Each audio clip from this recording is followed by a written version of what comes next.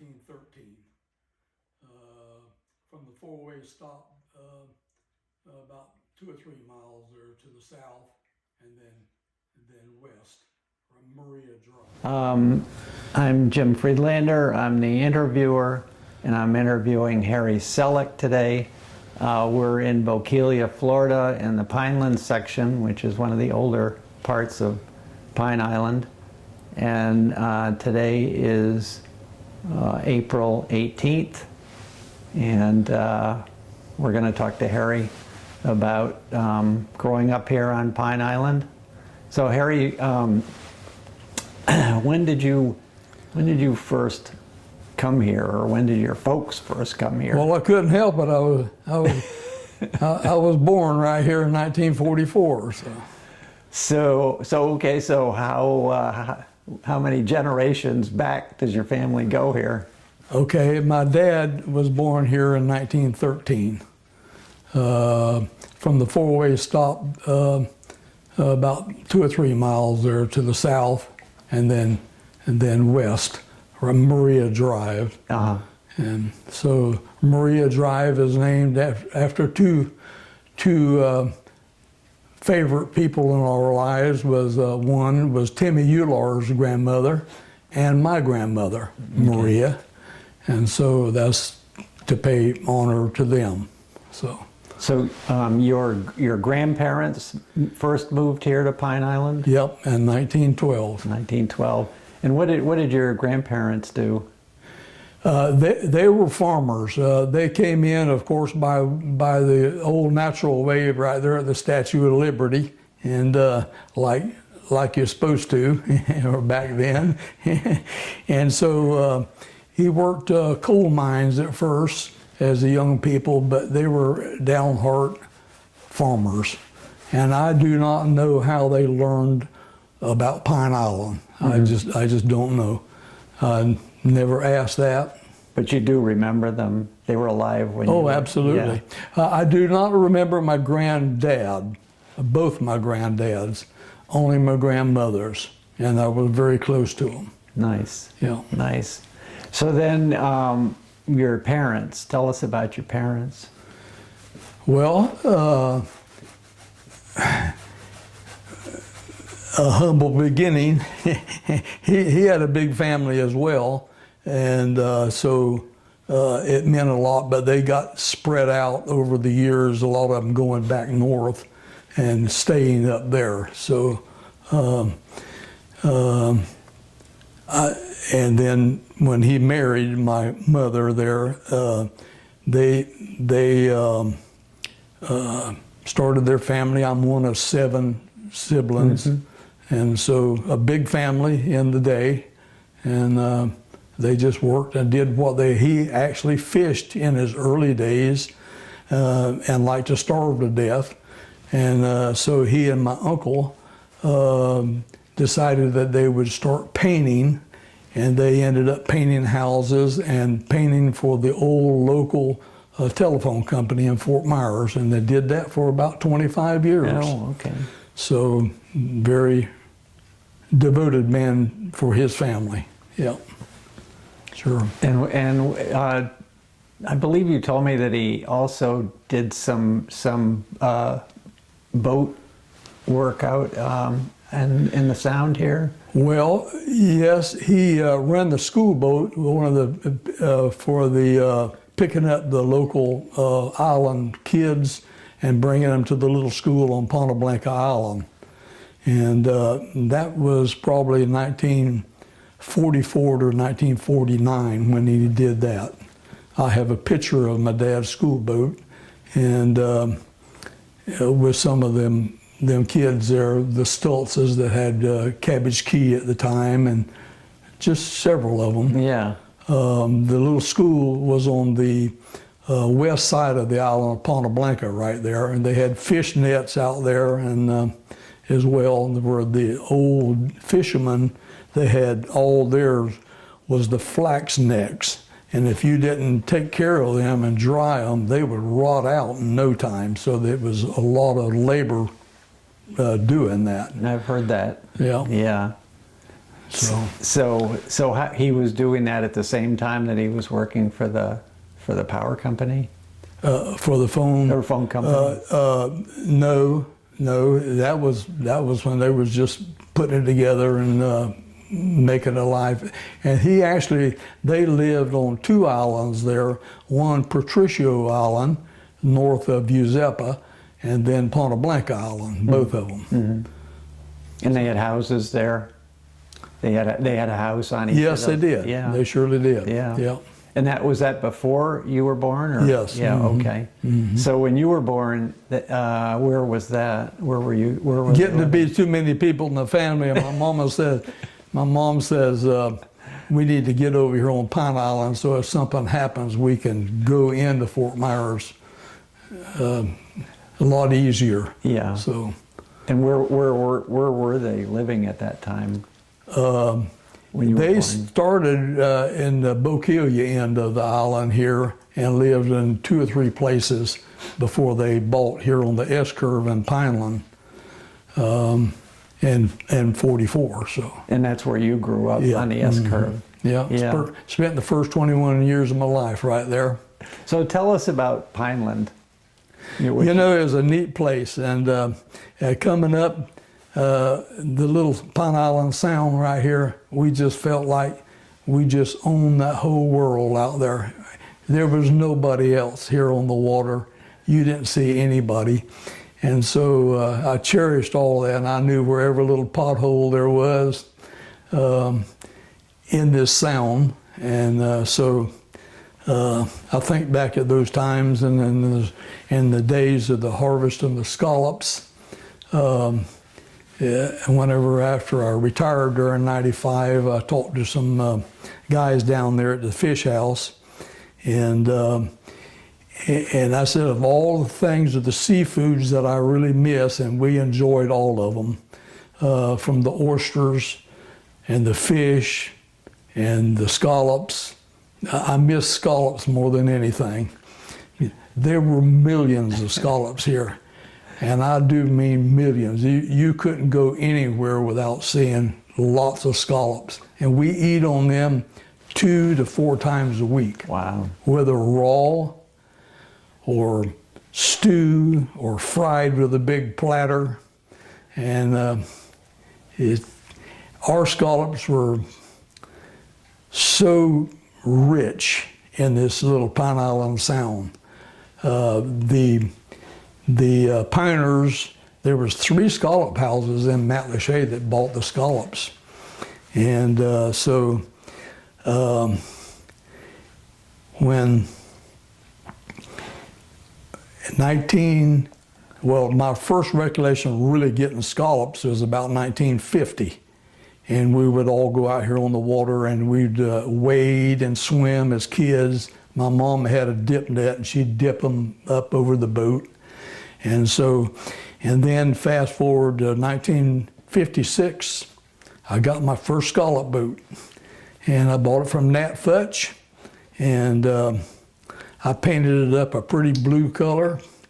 And I had a 6 horsepower Marine Lawson air-cooled engine on it, and had an external mag on it. And whenever it would idle down real slow, it would, with that magneto on it, it would go click, click, click, click, click, click, click. And the tune of it, whenever I used to get out there, and I was on that water before daylight in the morning during the summertime when I was out of school. And around and around them little potholes off of Pineland. And by the time the sun come up, I already had me a bushel or 2. So there were so many scallops that they limited so that a lot of people could do this.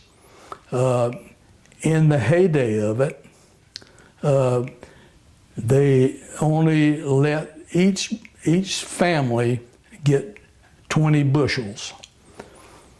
Now, that was it per day? That was a lot. And I do know years ago, I found out when the president of the fishing co-op down there was here eating with us, he asked about the harvest. And I said, there's only one person that's alive today, now this has been 25 years ago, that could answer this. Well, in that 3-month time, that one scallop house, Pioneer Seafood, harvested 500 bushels a day. And that is unbelievable, but that is the truth. And we lived it. We just lived it. It was unbelievable. And I scalloped these little waters right here off Pineland first, and then about mid-season, I would go down to Maria Drive down there at the end. That was Pioneer's Point. And up and down that little canal right there, all you saw was scallop boats. There was not even a fishing boat there, just scallop boats. Can you describe scallop boats for us? Because probably most people that watch this won't. Well, it have was any just idea. a little small boat. Mine was 16 foot long, and that's about what most of them was. And it had a cull board on the back about 3 foot wide, and the width of the boat. What's that? What is a cull board? Okay, it's a piece of plywood cut, and you had 2 drags, one on each side of the boat. And a drag is? I'll show you one out there. I've got one. Okay. I've got one of my old drags that I got in 1956. What's left of it, and so.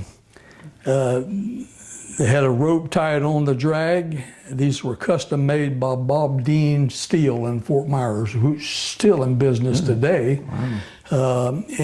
My dad would knit the bunt, and you put about 12 foot of rope on it, on each side, throw them over to the side, and around the little potholes you'd go. And after you pull them for about 20 minutes, you pull it in, and the cull board, you dump everything out on the cull board and throw the seaweed off and the mud off, so I learned something when I was down there after '95, and one of the women that worked in the scallop house over there says to me one day, Harry, she says, did you know that we could tell who was the Celec scallops?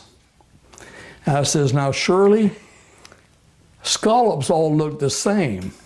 She says, no, they don't. She says, I'll tell you, and see, I didn't know this.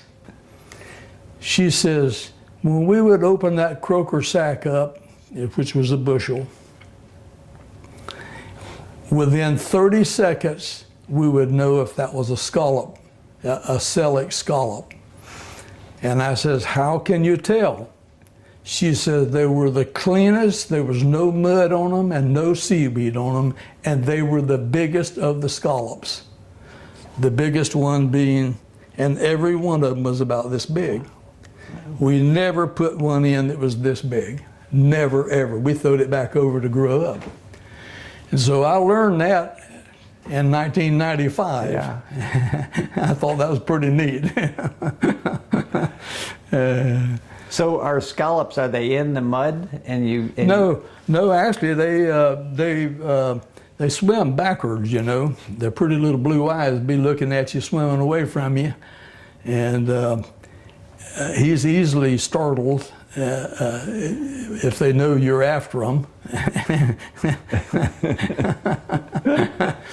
You know, in the day there, the women, my mom and different ones, they could open a bushel in about 20 minutes or so. And that would make 1 gallon. A bushel made 1 gallon of pure scallop mussels. Amazing. Yeah. Yeah. And so what happened to the scalloping? Well, you know, there was documentation of it, but if you look at a lot of the history of it, and I have some friends that has some of the documentation, but it'll go down in history that they were over harvested. And we lived that, and it was not over harvesting that did it. And they were warned by certain biologists in the day when they started designing the causeway to go into Sanibel Island that it would change this beautiful estuary, and it did. They started that, so I don't know, I'm wanting to say 1957, a slow deal. And the progression of it, each year we saw less and less and less scallops. And see, actually they opened the causeway for driving over there, I think May of 1963. Mm-hmm. And so, but the scallops was long ago. It was over way before then. Even 1959, it really was. You could get a little bit of them, but it was all over then. It really was over 57 and 58. Yeah. Just that much restriction just changed the whole it really environment. Did. It really did. Yeah. And our waters used to be just pristine out here, the clarity, and I'm afraid that in time that it's just going to be a mud flat. The last thing there is going to be catfish. And there's times when it's clearer than others, but nothing like it was when I was coming up. Yeah, yeah. So tell us a little bit about Pineland. I know you, well, like you said, you grew up here. So what was the neighborhood like here? Well, on this road right here that I live on today, there was only 1, 2, 3, 4 houses on the entire road on the west side of the road, Robert Road, mm-hmm. and there was nobody else. And very few people there were more people here on the waterfront when they would come down. My dad took care of, in the day, I remember playing as a boy, we call it Pine Air Lodge, Tarpon Lodge, they call it today. And he was one of the caretakers over there for the Wilsons. And Ms. Wilson loved roses. She had roses planted all over that place. It was such a pretty place.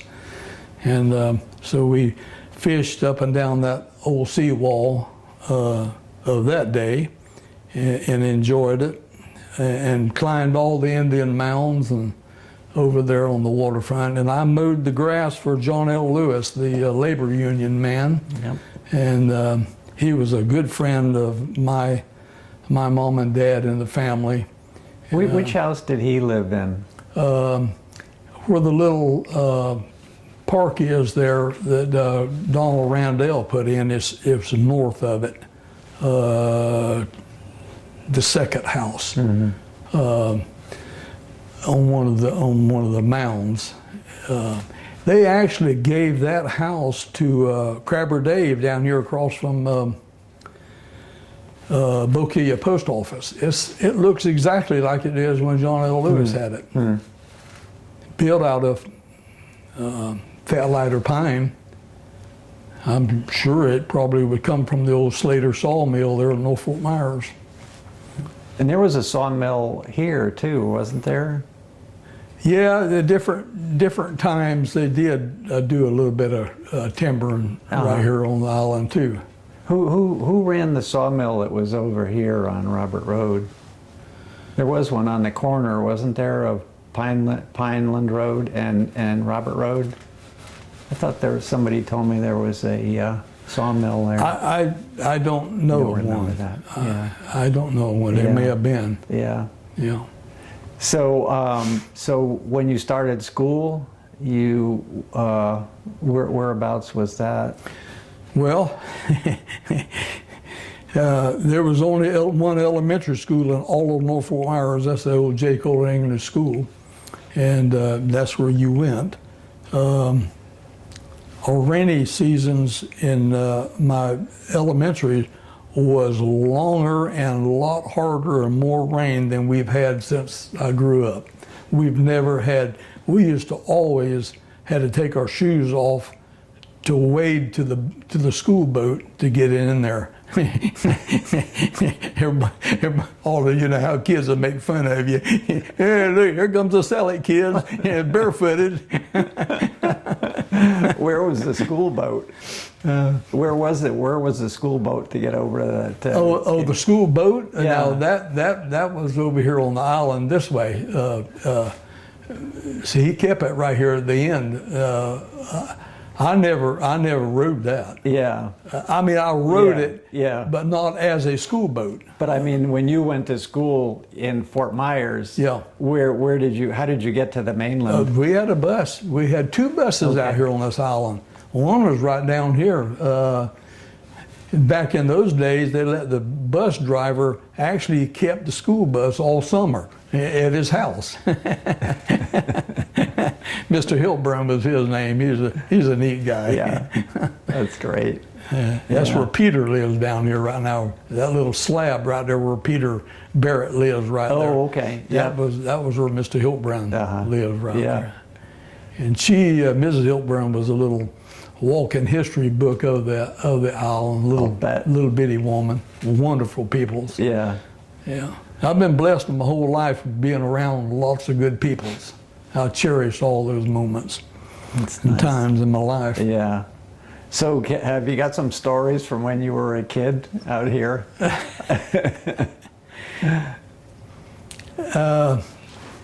Off and on I do. The Simpsons, it was raised there where you live. I sent him a beautiful picture the other day after I walked down past your house of the morning sun kind of shining right in there. And I wanted to ask you, that big pecan tree, does it put on nuts? Or does it right there in your front? Yeah. It does. It puts them on. It does. His mother planted that. She told my mom that she planted it because it was the biggest pecan nut that she'd ever seen. Oh, wow. And that's why she planted it right there. And the squirrels loved them. oh yeah. See, I didn't know that if it would get cold enough, because there has to be a certain so many days or nights of a certain temperature for anything to produce. So I wanted to make sure I asked you. Yeah. Oh, no, it does. Yeah. It definitely does. Not so much this year, I think, because of the hurricanes. All the trees are a little out of sync. But in years past, it's produced tons of nuts. Yeah. But mostly the squirrels get them. And yeah. You know, a lot of times when the Stultzes in the summertime, they would go traveling. They'd go to Europe and stuff, and because he was an artist. And when they were gone, our whole family would go over and stay over at Cabbage Key. And so, because they were all friends, and my dad, he could work on anything. They had 2 generator systems over. They didn't have Lee County Co-op over there then. So anyway, we stayed there, and the first one when you're coming into the island there on the left, that's where we stayed there, and with our family. Yeah, I used to mow all that grass with a push Sarlo mower, the whole island, with the sand spurs and all. There were lots of sand spurs over on Cabbage Key now. So what did you do to entertain yourself out there? we just wandered all over, letting the skeeters bite you. Now there was a lot more skeeters there than over the years. This skeeter control, people talk about how bad skeeters are. Yeah. It was way worse than when they didn't start that mosquito control till in the 50s, middle 50s or something like that. I don't know, you know, time catches you, and pretty soon you're another older, and look back at your life and what you did, and you remember just certain things. So, but we entertained ourselves. Yeah. I just loved every bit of it. Yeah. Yeah. Yeah, that's great. Yeah. And so after you were done with school, how far did you go in school? High school. And when I graduated high school, who ran the post office right there was Ms. Ruby Gill. Right. And so she said to me, she said, "Harry, you're graduated in high school. What's your plans?" And so I said, "Well, I'm going to go try to get on and get hired on with either Florida Power and Light or Lee County Co-op. She says, "You pretty interested in that?" I said, "Yes." Well, she was on the board of directors for Lee County Co-op and been there for a number of years. So she had me go do an interview with the top management, and they hired me on. So 1963, I started with them. There was only 18,000 customers on all of Lee County Co-op at that time. Yeah, and that's 5 counties. It goes all the way to the Dade County line. That's incredible. All of Marco Island. See, a lot of people don't know that Marco Island is Lee County Co-op. Yeah, that's amazing. So what were your duties? Well, I started out, they put me right in the warehouse, which was an old packing house back in the day when Homer T. Welch started that. Him and Judd, they started that together.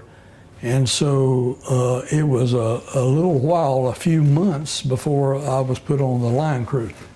And so I went through all the rank and file or whatever you call it, and I was the youngest man to make a line foreman there when I made that. So I went from a groundman to a lineman, and I traveled these roads and got to know the country, I'll bet, pretty well. I did. Yeah. I did. I did. Yeah. Can you tell us a little bit about Ruby Gill? Ruby Gill was a wonderful person, and a lot of people didn't know it. She sang opera, and when we would see that the post office was not only a post office, it was a little general store. Oh, I didn't know that. So when she had little shelves in there, and actually the post office part of it was on the opposite end of where it is today. Oh. It was on the east end of it. And so she had little shelves in there, it had canned goods in there, and whenever you needed a loaf of bread, if you're going to get store-bought bread, you could go there, and canned goods and a little drink box. And my first cold drink that I ever drank in my life was a wonderful black man that came by the house. He was a friend of all the people. His name was Prince Gillison. And so he says, "Harry," now I don't know how old I was. I was pretty small, six or so. "Harry, I'm going to the store. If you'll come with me, I'll buy you a cold drink." So I ran into the house, and "Mama, I want to go to the store with Prince." "Okay, be careful." So here I and go to the store. So he gets me a nickel, I think it was. So the soda pop, and that was my first cold drink that I ever drank in my life. I think of those days, you know. It's amazing. Yeah. When something stands out, Yeah. you remember. Yeah, you know? that is amazing. Yeah. Yeah. So, anything else about Ruby that you remember? She gave my wife a Singer sewing machine that was, there was little Miss Evelyn that worked in there with her as well, Evelyn Kelly. And when we got married in ~65, she gave Edie the little sewing machine, because Edie would make some clothes and different stuff. Her husband had some grapefruit grows here down towards Bokelia, Okay. as well as right here. He had some right there, mainly grapefruit. And so she passed away in 1969, but wonderful people. Nice. Yeah. Yeah. And then, is that when the county took over her house? It was a few years later. A few years later, when yeah. it changed hands, and then they made it the Randall Research Center. I guess it got water in it from this last storm as well. It did. Again. Yeah. So. Yeah. And the floors were already getting rotten when the Really? The office was in there. Yeah, it's Good a shame. night. Yeah, it's really a shame. In the house itself? In the house itself. There were Wow. actually holes in the house, in the floor. Yeah. And I don't know if the county's going to do anything about it Yeah, or not. well- I hope they do. Yeah. My. Yeah. So what did you do around here in the neighborhood as a kid? Did you hunt here, or did you? Only rabbits, and there was plenty of rabbits. We would, when my wife and her family lived here on the Adams Hill here, we would kill rabbits. We had a little wagon and got a headlight, and we'd kill rabbits and clean them up and freeze them. And then when we go camping on Caracosta and different ones, we bought plenty of rabbits with us over there and eat. And some other stuff, some potatoes and stuff like that. But yeah, only rabbits. I didn't really hunt deer and stuff until later on, 20 years old, before I got to. Were there deer here on the island? You know, then? my dad killed a deer here, down here by the Catholic Church. Uh-huh. They lived at one time there to the east of there, and he got a deer come into Citrus Grove. Mm-hmm. Yeah. When they could afford to get some bullets to do something with. Times was hard in those days. I'll bet. Yeah. That's what I hear. Yeah. Yeah, a lot of the fishermen we've spoken to, they said they didn't have any money. They just bought stuff with the fish they had. Yeah. Yeah, traded, basically. Absolutely. Yeah. Yeah. Yeah, one time we was coming home on the school bus, and Mr. Hiltbrand hollered, look kids, and it was right there where the Catholic Church is. There's a deer running across the road. Yeah. Wow. Yeah. Yeah, I don't think one of those has been seen out here in a long time. Yeah, although there was a bear. What was that? Last year there was a bear. I've got a picture from a trail camera when he was south of the center right here, next to my son's place, of that bear. Oh yeah. Yeah. It's pretty interesting. I don't know how that bear got over here. I had never known my dad ever mention a bear on Pine Island in his entire life. I think it surprised a lot of people. So is there anything else you'd like to tell us about?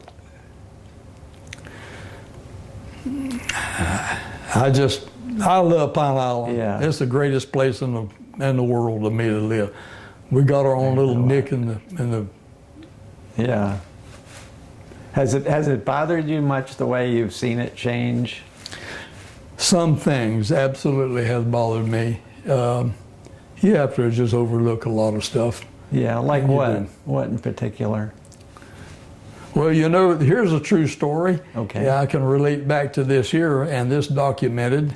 Daniel Boone, whenever he come into North Florida, after a little while, he tells his wife, we're moving from Florida, we're going back. There's entirely too many people here in Florida.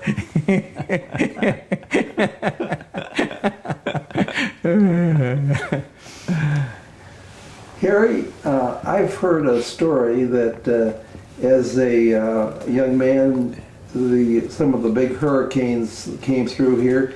You may have seen water coming through the boards of your house and out the floor. Could you tell us a little bit about that and some of the storms you've seen? Well, you know, you try to put things together as early as you can. And I remember this water coming through the sides of the house as well as the roof. And my dad took the old-fashioned bracing bit and bored cut two holes in the floor, and my mom and dad would sweep the water down underneath the house. And so then fast forward a number of years when you can really start asking questions about that, I realized that was the 1948 hurricane. And so that was my first recollection of a hurricane. And I've not run from a hurricane. One of the most serious until these last two was Hurricane Donna in 1960. And I was, 15 or so. And we drove down here to the waterfront, and you could have walked to Captiva Pass. There was only little small potholes. There was no water for the longest time. It sucked it out that way. Now it did come in. We stayed down there for about 15 or 20 minutes, and then my dad said, okay, we got to get back to the house. The other side of that storm's coming. And so we did. And that beat on us for 8 solid hours, Hurricane Donna in 1960.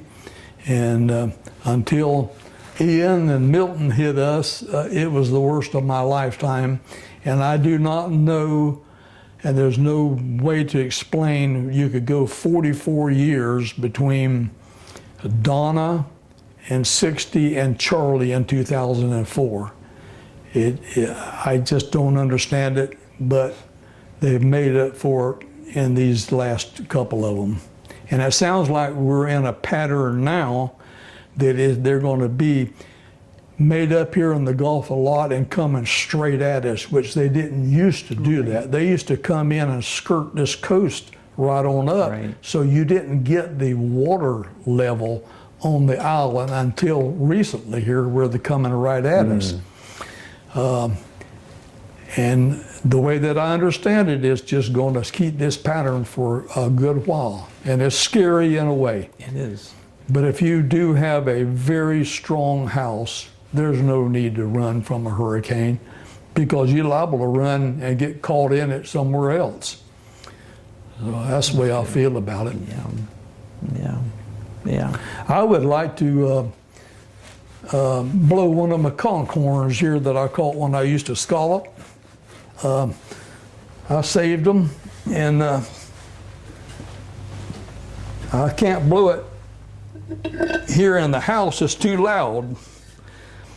But I caught this when I was about 15 years old, and my mom would make conch chowder out of that, and it was wonderful. That's the horse conch. And I took a hacksaw and cut the top off and took a little flat screwdriver and knocked the point out. And it's amazing because I learned that the Indians, the Calusa Indians, would communicate with this. And I know that you can, from my back door right here, that you can hear it all the way to the Tarpon Lodge, because Matt Corey over there, he was on the back porch right there, and I talked to him and I blowed it, and he said, I hear it loud and clear. So we'll have to step outside there and blow that here in a little bit, but I'd like to do that for you. Absolutely. We'd love to hear that. Yeah. Years ago, we were sitting in the front yard out there, and some people come by real slow in a truck, and we all waved real big at them. So they made a little turn and come right back up there, and they said, we've never had anybody wave like that, so we thought we'd see what you got to say.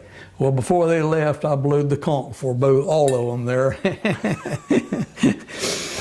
I used to be pretty good with this here, but over the years, my wind is not there. But how'd you learn about that? You know, as a kid there, I don't know.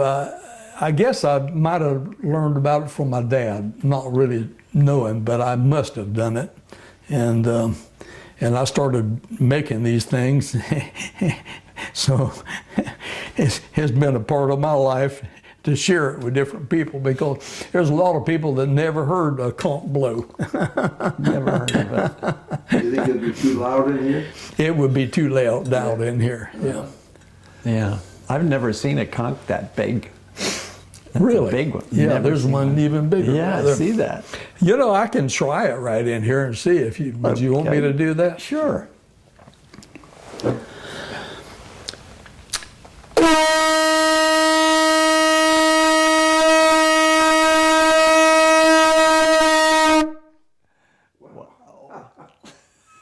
Pretty cool, Amazing. Yeah. That is amazing. I'll have to try to find one of those. You know, Harry, before we go outside, there's another story that I've heard. Someone was telling me that as a young man, in the early days of Pine Island, there was a lot of marijuana and drug smuggling going on here. and that you might have seen something like a room full of cash. Could you tell us? No, I didn't personally see it, but I understood by somebody that did that they were concerned about a fire in the house, and there was money stacked up so that there was only pathways to go through. Right here on Pine Island. Yes. What was the time frame? I don't know. 1960s maybe. I Yeah. don't know. I understood that there was a lot of it going on. So, but anyway, the electrician secured it and made sure everything was okay, and so everybody was happy after that.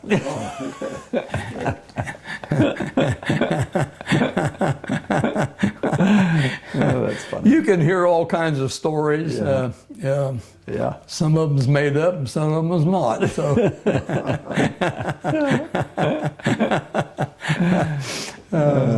Well, that's great. Yeah. Well, maybe we should go on outside and you can show us Okay. your All right. your And then I'd like to show you my little scallop drag Scalloping that I drag, have here.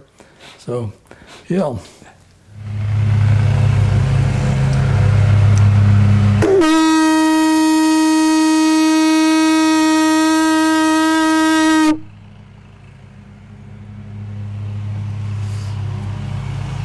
Now this one has got a beautiful tone to it.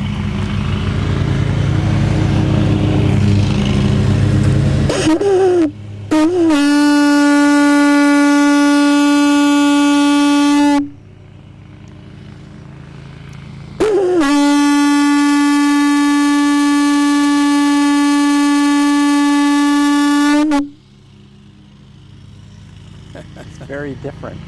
Very different. different. A Yeah. mellow, Yeah. but the Yeah. tone of it is Yeah. really pretty. Take a skill to do it, like playing a trumpet. You just blow air. Is it? You know, I say this here whenever you try to teach somebody, most people try too hard. You Yeah. It's like And, blowing a trumpet. if you blow too loud, too hard, then it doesn't work. You have to play with it until you learn that. I used to have more wind than I had, and I could do it longer. I won a knife years ago. The Pine Island Fire Department, the 4th of July events, and we was in Matlacha and at the park, and I actually won a knife for I brought that conch right there for the longest and the loudest of all the people. And I was worried that my niece she was a teenage girl and she was in the band and played a reed instrument. So I said, she will outdo me. Yeah. But I still won the big kitchen knife they give as a prize. Okay, so great. here, let me show you the scallop drag right here. Now this was brand new in 1956.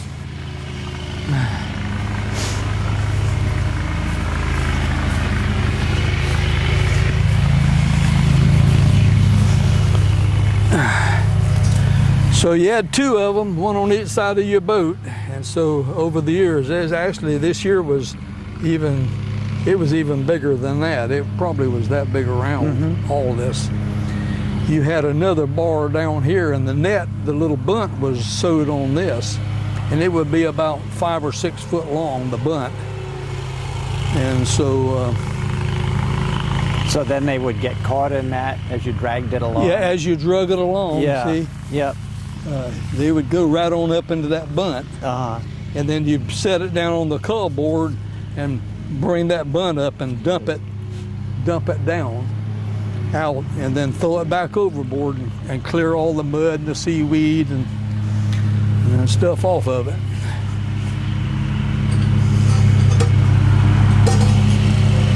Is there a story behind the bell? That bell came from South Carolina at my sister-in-law, Betty, bought that and gave it to my wife, Edie. And I Yeah. put it up on one Nice of the little- old poles I got. That pole, that aluminum pole, came from Immokalee. A vehicle hit it and destroyed it, and no use to it. They would Right. give it to whoever wanted it. So I cut it up into several pieces, and that was my bell holder. It rings real good. The rope is gone off of it now, rotted over the years. Yeah. Neat. Ship's bell. Huh? Ship's bell, I think, right? I don't know. It may very well Looks be. like a ship's bell. Yeah. Yeah. It may very well. Yeah. Yeah. All right. Well, I've enjoyed this interview with Yeah. Well, we certainly have. Steve and Jim. Yeah. Yeah. Thanks a lot, Harry. This is great. Thank you, Harry.